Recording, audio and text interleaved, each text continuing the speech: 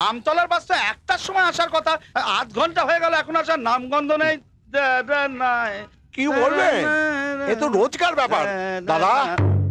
কেন আমাকে কি গায়ক বলে ডাকতে আপনার অসুবিধা হয় দাদা?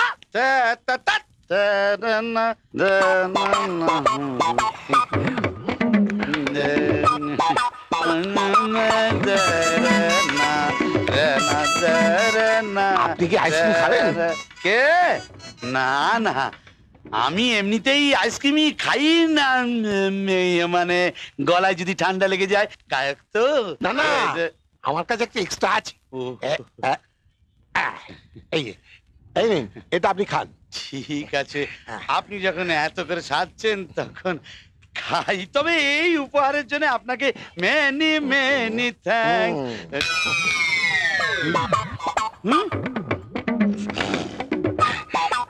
ইয়ে, আপনার আজকের এপ্রিল ফুল তো, তাই একটু টেস্ট করছি।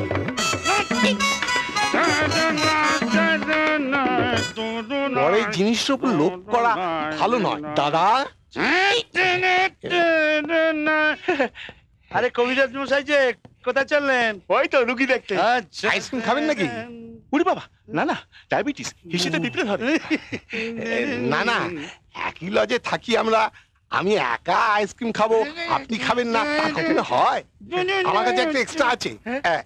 এই যে, এই নিন, এটা আপনি খান, ধরুন। তো কিছু নেই। কি বলছে? না না, ওর কথা শুনবেন না, আপনি খেতে শুরু করে দিন। ও একটা পাগল।